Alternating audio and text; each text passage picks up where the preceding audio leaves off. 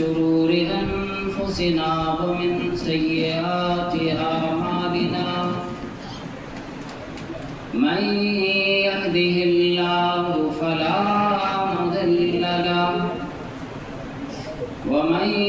يضلله فلا هادي له وأشهد أن لا إله إلا الله وحده لا شريك له وأشهد أن محمدا عبده ورسوله يا أيها الذين آمنوا اتقوا الله حق تقاته ولا تموتن إلا وأنتم مسلمون يا أيها الناس اتقوا ربكم الذي خلقكم من نفس واحدة وخلق منها زوجها وبث منهما رجالا كثيرا ونساء واتقوا الله الذي تساءلون به والأرحام إن الله كان عليكم رقيبا يا أيها الذين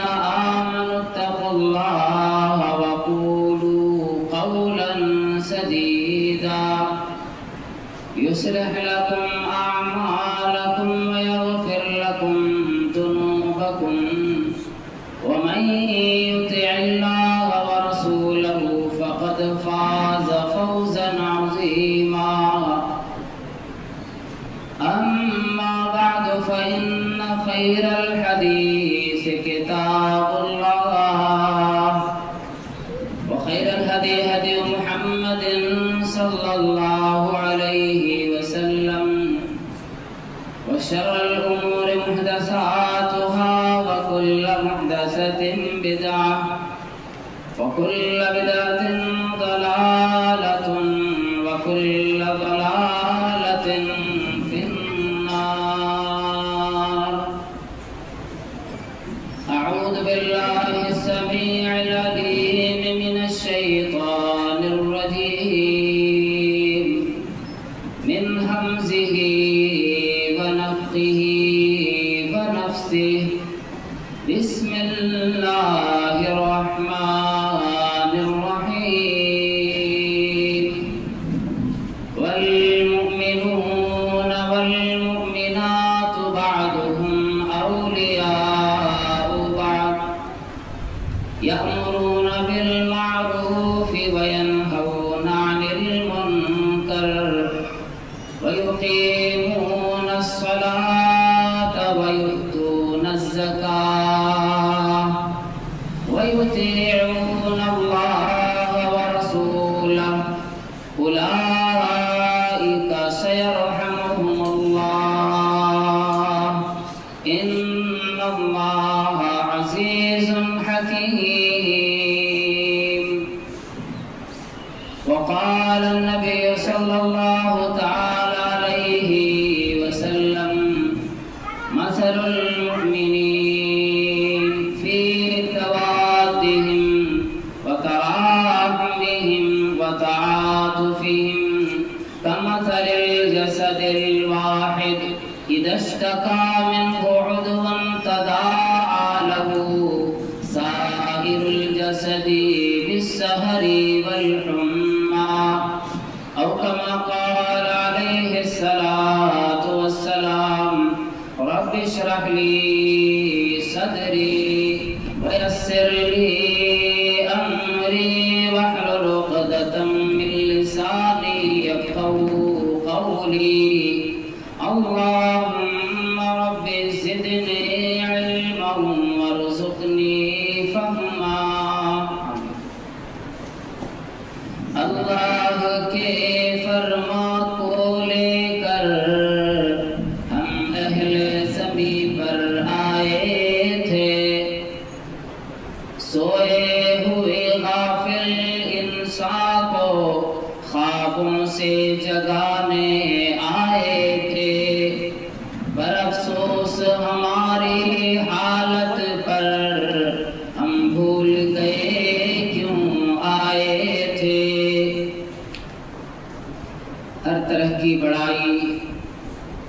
بزرگی کبریائی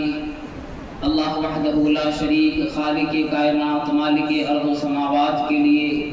لائق و زیبا ہے۔ بعدہ انگنت و بے شمار درود و سلام نازل ہوں اللہ رب العالمین کے آخری نبی، آخری پیغمبر، آمنہ کے لال، عبداللہ کے جگر، حسنین کے نانا، مکہ مدینے کے تاجدار جناب احمد مجتبی محمد مصطفیٰ صلی اللہ علیہ وسلم پر اللہم صلی وسلم وبارک علیہ۔ قرآن کریم سے ایک آیت کریمہ اور نبی علیہ السلام کی ایک حدیث میں نے آپ حضرات کے سامنے رکھی۔ اس کی مناسبت سے انشاءاللہ آج کے اس دوسری دفعہ نیما رنگ کے اندر میرا خطبہ ہے، اور جو دل میں درد ہے، جو احساس رب کریم کی توفیق سے ملا، جو اللہ رب العالمین نے قرآن کریم میں ہمیں اور آپ کو ذمہ داری عطا فرمائی ہے، اس ذمہ داری کا احساس یہاں آنے سے پہلے ہوا اور سوچا کہ کچھ ایسے تعلقات سے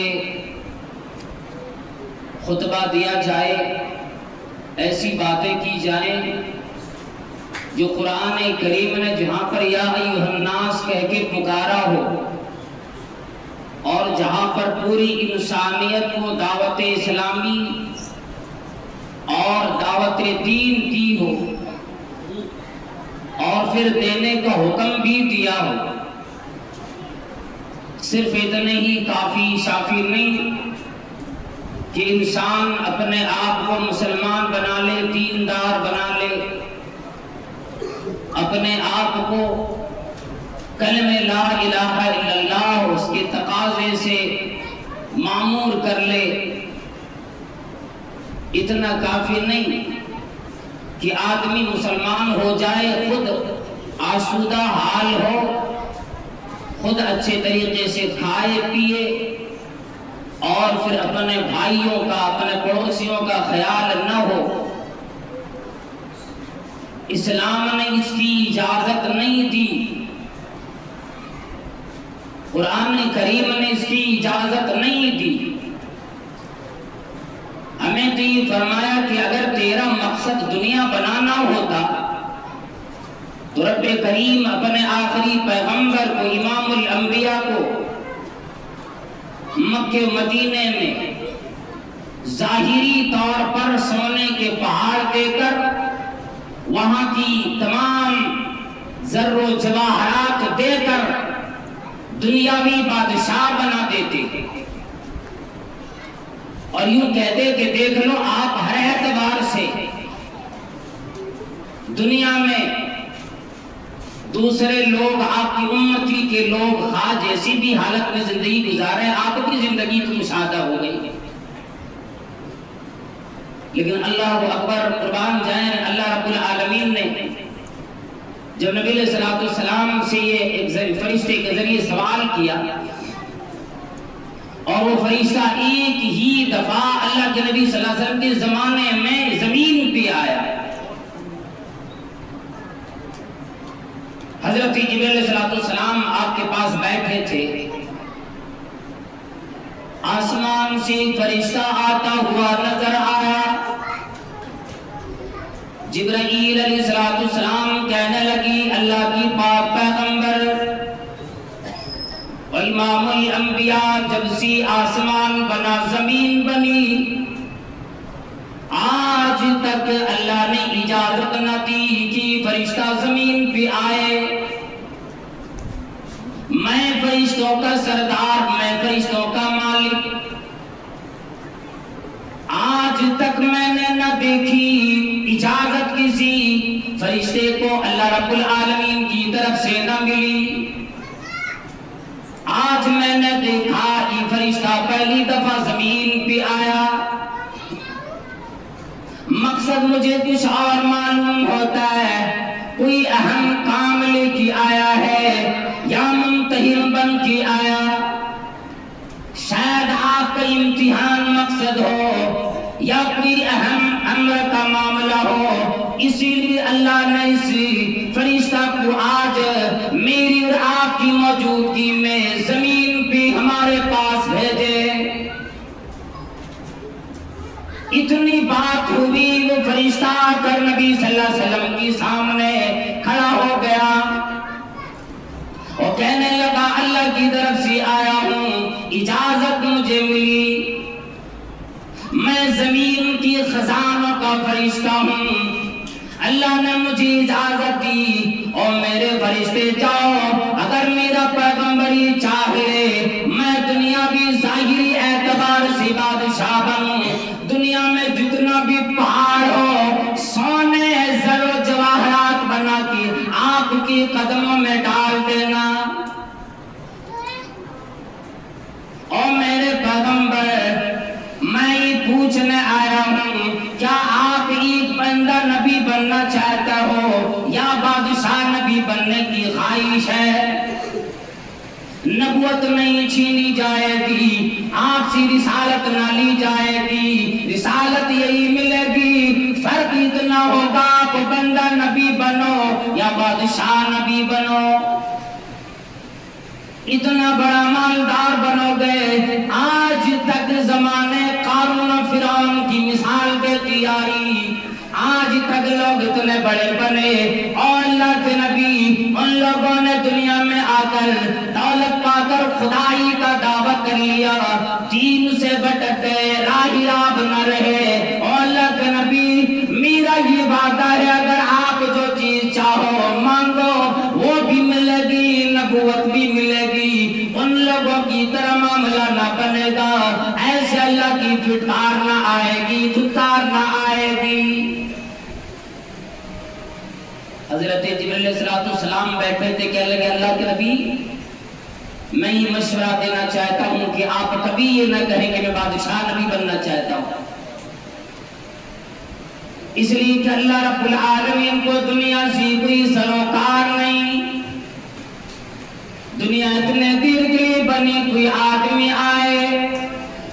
لائے حیات آئی قضا لے چلی چلے، اپنی خوشی سے آئے نہ اپنی خوشی چلے،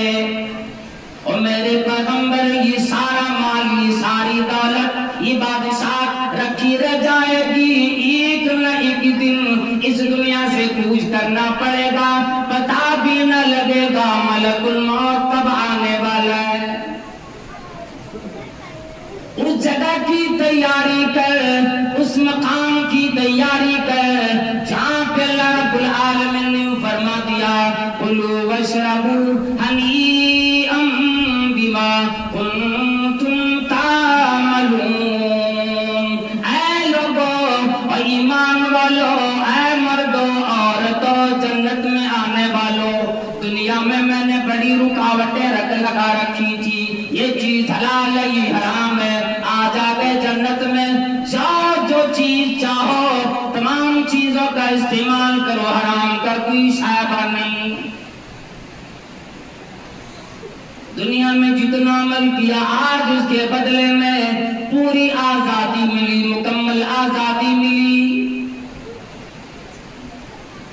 جب یہ مشورہ حضرت جبریل علیہ السلام نے دیے،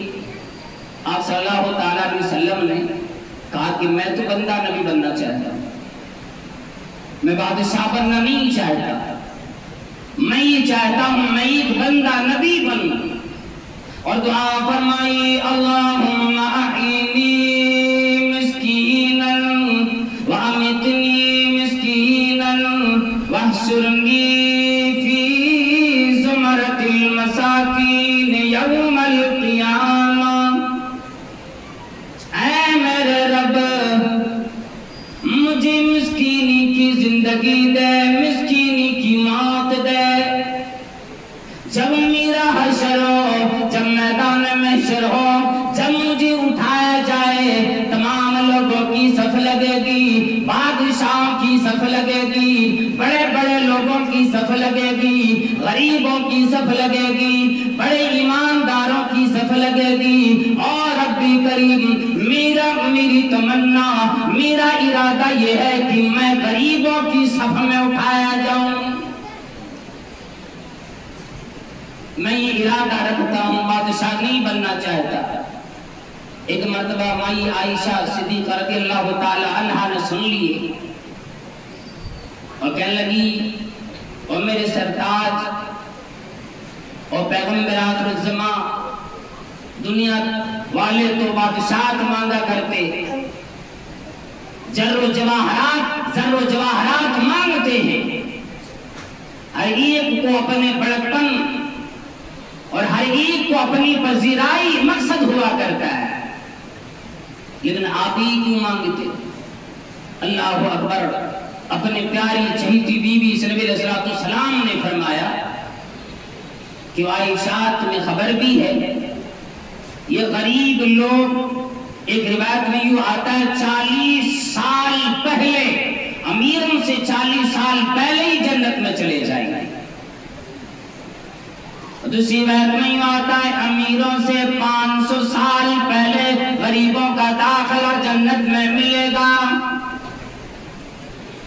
میرا یہ ارادہ ہے، میں ایک پل کے لیے بھی میدان محشر میں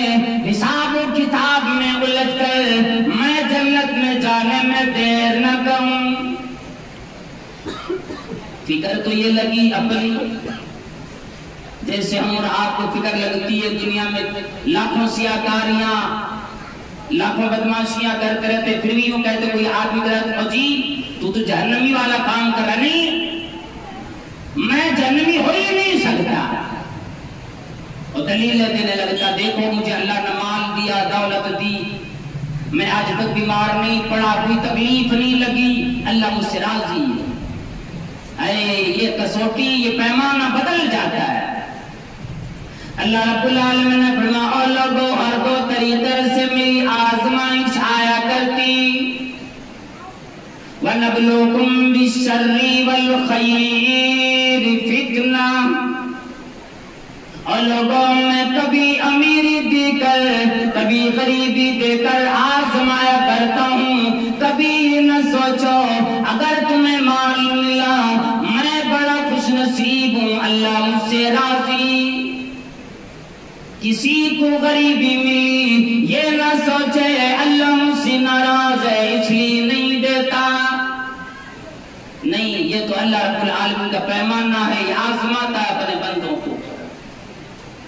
اور آگے یہ فرمایا وَإِلَيْنَا تُرْجَعُونَ، میری ہی طرف لوٹ کر کے آنے والے ہو، جہاں پر حقیقی بادشاہت ملے گی۔ تو اپنی فکر اللہ کے نبی صلی اللہ علیہ وسلم نے کم، اپنی امتیوں کی فکر زیادہ کی، اور وہی سبق ہمیں اور آپ کو بھی دیے۔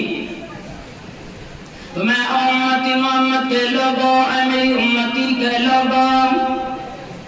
خود ٹھیک بنو، اوروں کی بھی فکر کرو۔ اللہ رب العالمین نے قرآن کریم میں آیت نازل فرمائی، فَمَا وَالْمُؤْمِنُونَ وَالْمُؤْمِنَاتِ، مومن مرد بھی مومنہ عورت بھی بعضهم اولیاء بعض، بعضهم اولیاء بعض، ایک مومن مرد ہو مومن عورت ہو، ہرگز یہ ہو ہی نہیں سکتا کہ کوئی مسلمان ہو پھر ایک دوسرے کی کینے حسد کپٹ جلن اپنے دل میں لیے بیٹھا ہو، اس طرح زندگی گزارنے والا پکا مومن ہو ہی نہیں سکتا۔ والمؤمنون والمؤمنات بعضهم اولیاء بعض،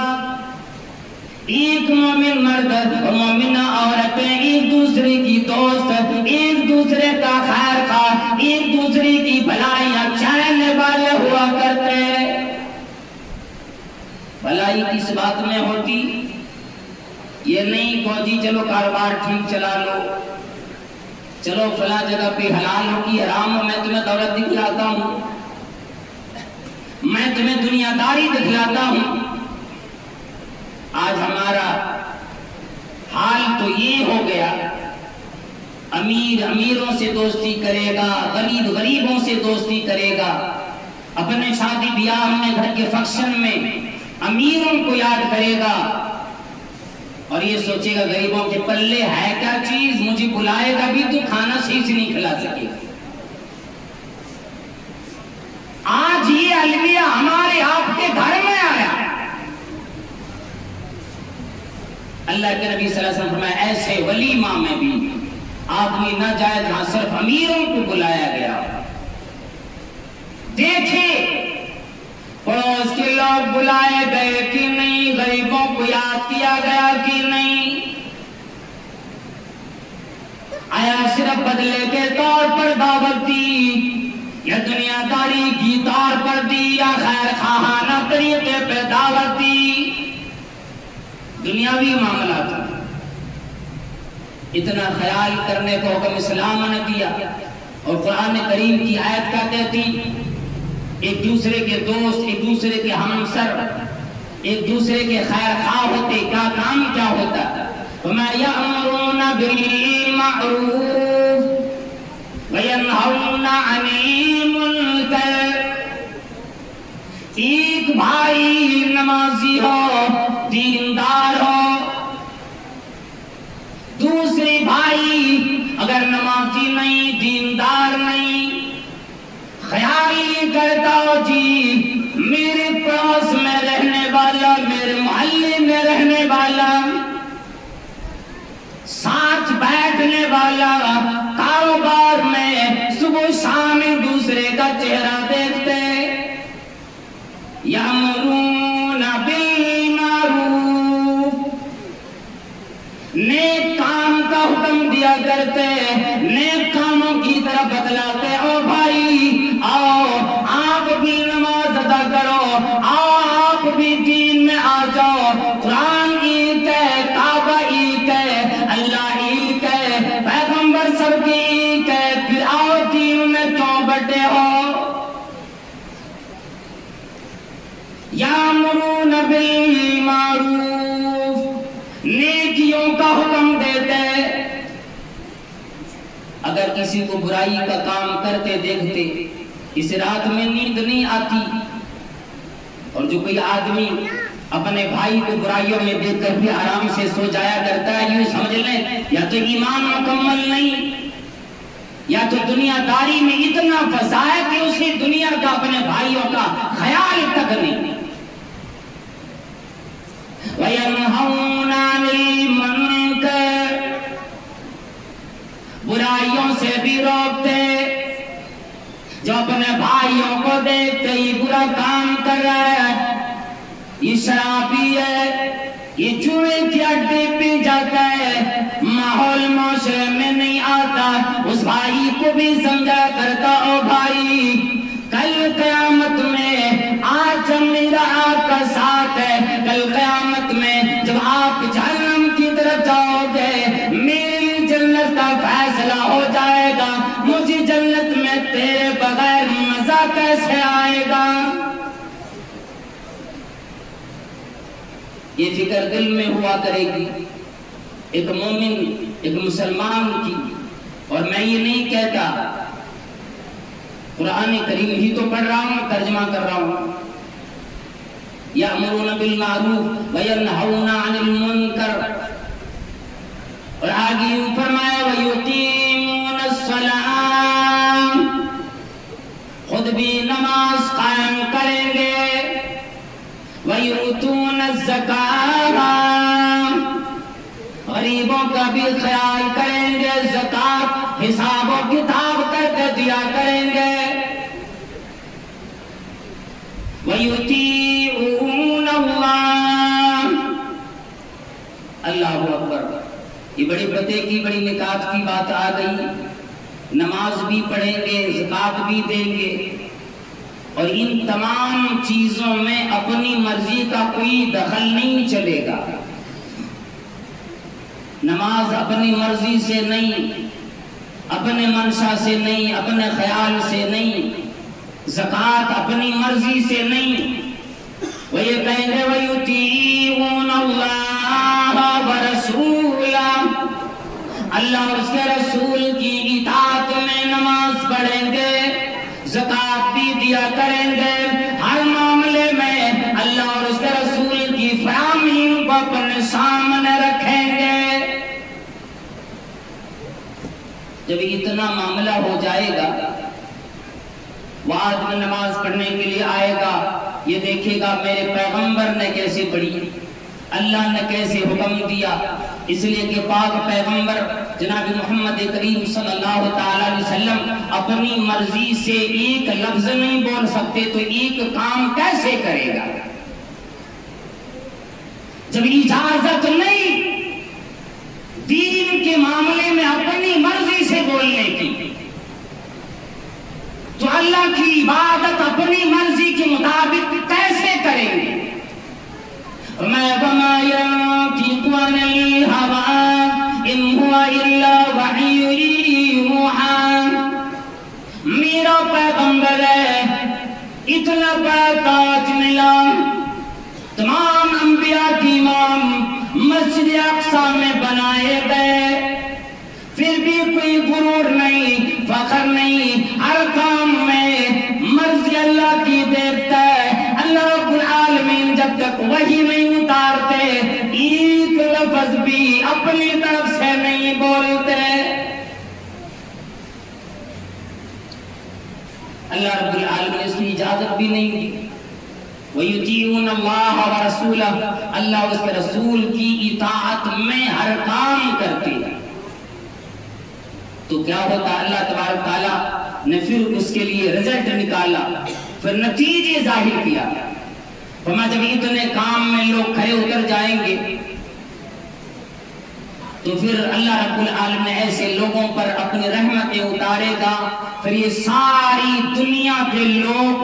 ان کے پیچھے پڑ جائیں، ایک بال تک بیٹھا نہیں کر سکتے، ذرا بھی نقصان نہیں کر سکتے۔ وَمَا أُولَٰئِكَ سَيَرْحَمُهُمُ اللَّهُ، یہ ایسی جماعت ہوگی جن پر اللہ رب العالمین جلد ہی اپنی رحمتیں اتاریں گے۔ ان اللہ عزیز حکیم، بے شک لوگوں اللہ رب العالمین ہمیشہ غالب رہنے والا ہے، حکیم ہے، حکمت والا ہے، کون سا کام کیسی اجازت ہے، کون سا حکم کب دے، ربی کریم کو سارا معاملہ پہلے سے معلوم ہے، وہ حکیم حکمت والا ہے۔ اور نبی کائنات صلی اللہ تعالیٰ علیہ وسلم نے تو میں ایک مومن کی مثال دی، ایک جسم کے مانند۔ ہمارا آپ کا جسم میں سر میں چوٹ لگی یا کسی حساب سے سر میں درد ہو جاتا ہے، سارا جسم بخار سے تپنے لگ جاتا ہے، انگلی میں زخم آ جاتا، چوٹ لگ جاتی، پیٹ میں کوئی تکلیف ہو، ہاتھ میں تکلیف ہو، سارا جسم اس کا احساس کر بخار کے ذریعے سے کرتا ہے، رات میں نیند نہیں آتی۔ آدمی یوں کہتا ہے اور جی اتنی رات گزر گئی، میں کئی گھنٹے سے دیکھ رہا ہوں آپ کروٹیں تبدیل کرتے، نیند کیوں نہ آتی؟ امام سفیان ثوری رحمت اللہ علیہ سے ایک مرتبہ ان کی بیٹی نے سوال کیا، رات میں جب یہ سوئے جہنم کی یاد آ گئی، ہم اور آپ رات میں جب سوتے دکان اور مکان کے حساب و کتاب میں لگا دیتے، کل کون سی بدمعاشی کرنی ہے، کس کو دھوکہ دینا ہے، بینک بیلنس کتنا کرنا ہے، یہ ساری چیزیں حساب و کتاب کرتے کرتے نیند آ جاتی ہے۔ تو سلف صالحین کا طریقہ یہ ہوتا، جب چادر تن لیتے سو جاتے تھے، یہ سوچتے تھے الہی آج کون سی غلطی ہوئی، اگر میں سویا صبح بیدار ہونا نصیب نہ ہوا، اذا امسیت فلا تنتظر الصباح، جب رات کر لو شام آ جائے صبح کا انتظار نہ کرو. وَإِذَا أَصْبَحْتَ فَلَا تَنتَظِرِ الْمَسَاءَ، جب صبح ہو جائے شام کا انتظار نہ کر.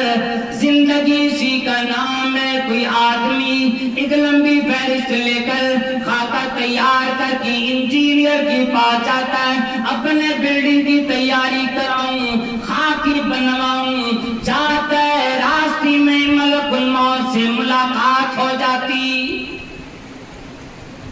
گھر لوٹنا نصیب نہیں ہوتا. بیٹی نے سوال کیا، ابا میں کئی گھنٹے سے دیکھ رہی ہوں، آدھی رات سے زیادہ گزر چکی، آپ کو نیند کیوں نہیں آتی؟ کہنے لگے بیٹا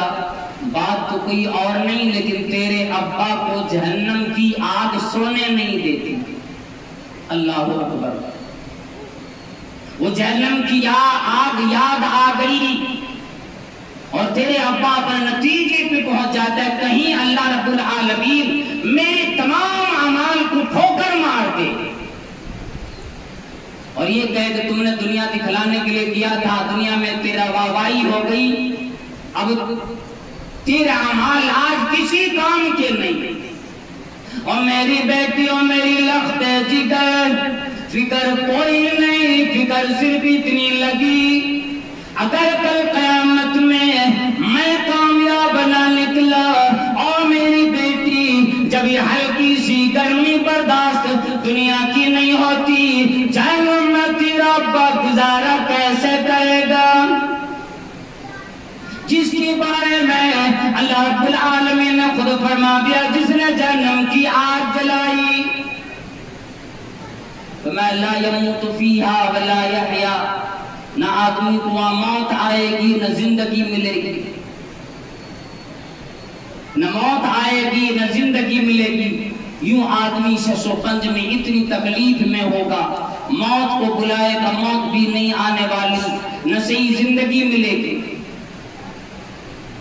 تو آدمی کو فکر ذہن میں ہوتی ہے، آنکھوں سے نیند کیوں چلی جاتی؟ یہ جسم کا، یہ جان کا آنکھیں کتنی وفادار ہوتی ہے. وہی مثال پاک پیغمبر جناب محمد کریم صلی اللہ علیہ وسلم نے دی، فرمایا مثل المؤمنین فی توادہم وتراحمہم وتعاطفہم، مومنین کی مثال، ایمان والوں کی مثال، کلمہ ادا کرنے والوں کی مثال، فی توادہم، آپس میں محبت کرنے میں، وتعاطفہم، ایک دوسرے کو معاف کرنے میں،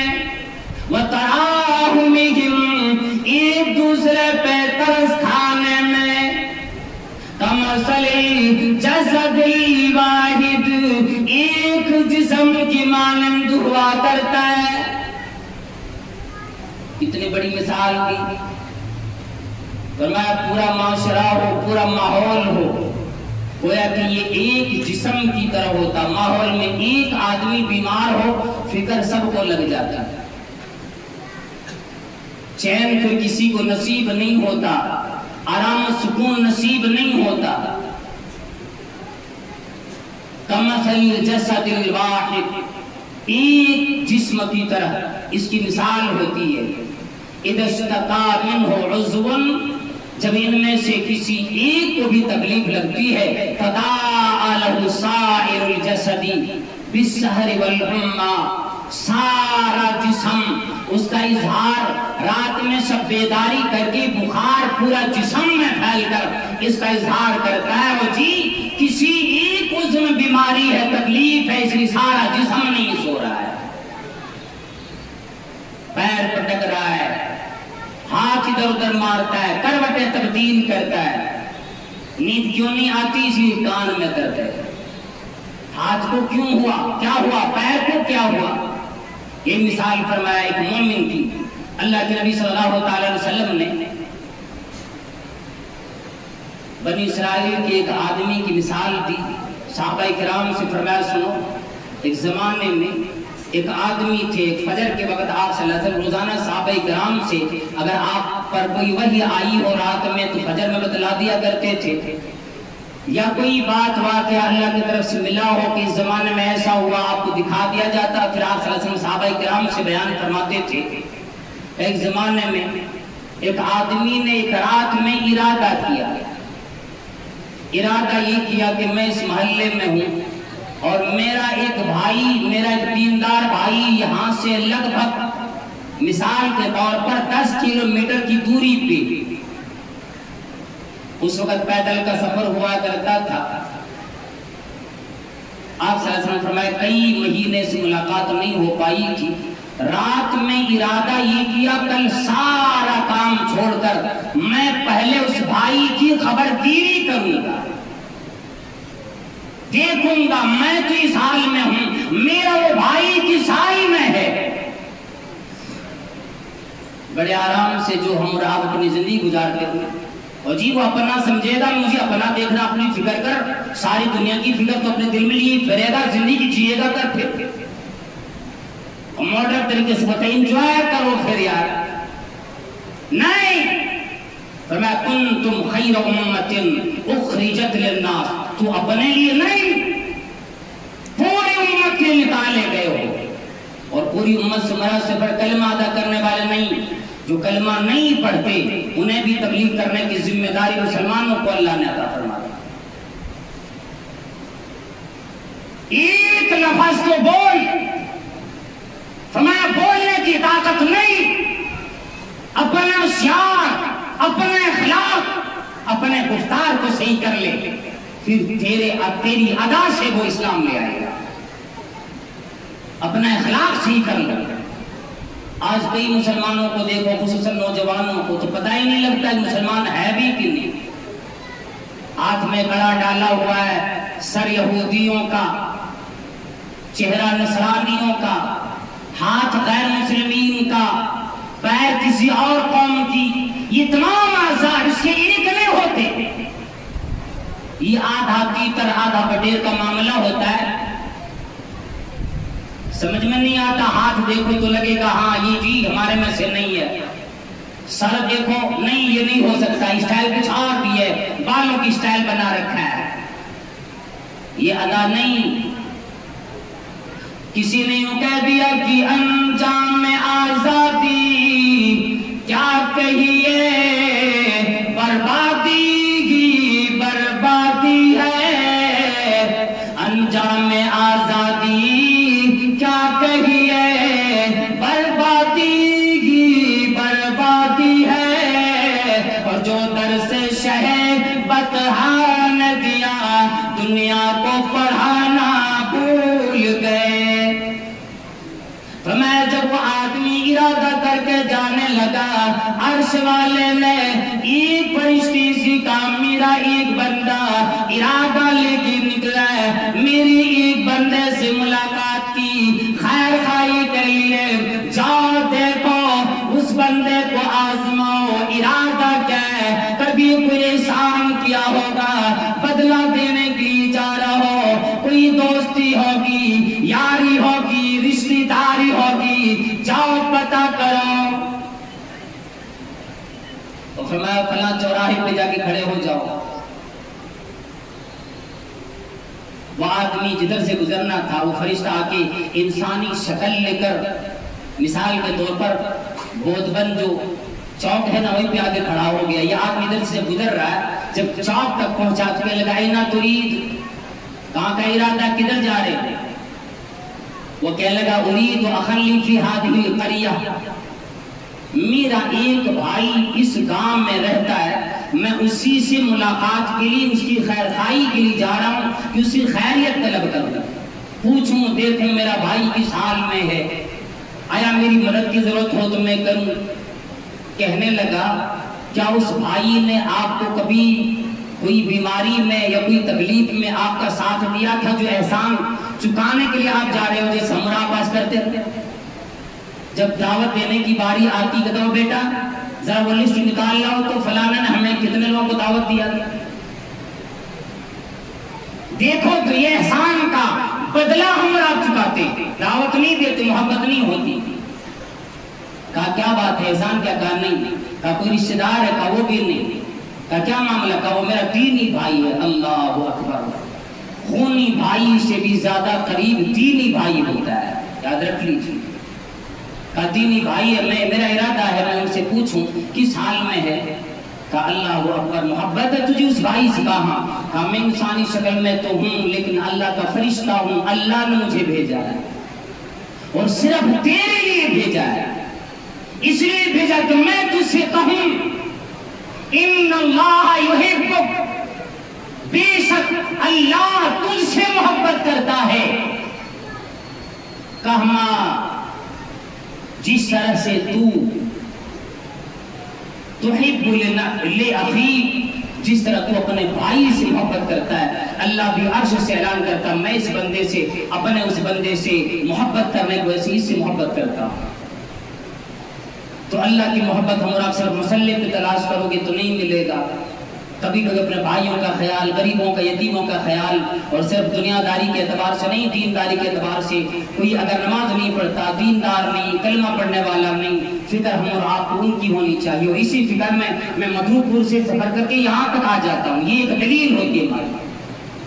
اس لیے اللہ تعالیٰ سے دعا کریں، یا اللہ ہم سب کو پکا سچا مسلمان مومن بن کر رہنے کی توفیق عطا فرما۔ یا اللہ ہم تمام لوگوں کو، تمام مسلمانوں کو اپنے بھائیوں بہنوں کو کے لیے خیر خواہ بن کر زندگی گزارنے والا بنا۔ یا اللہ ہم سب کو دین کی تبلیغ کرنے کی اور دین کی تبلیغ کرنے والے کی مدد کرنے کی توفیق عطا فرما۔ سب کے دلوں میں ایک دوسرے کی محبت پیدا فرما، مردوں عورتوں کو سب کو پکا سچا نمازی پرہیزگار تقوی شعار بنا۔ آمین اقول قولی ھذا واستغفر اللہ لی ولکم ولسائر المسلمین۔ بارک اللہ لنا ولکم فی القرآن العظیم ونفعنی وإیاکم بالآیات والذکر الحکیم، انہ تعالی جواد کریم ودود الرؤوف الرحیم۔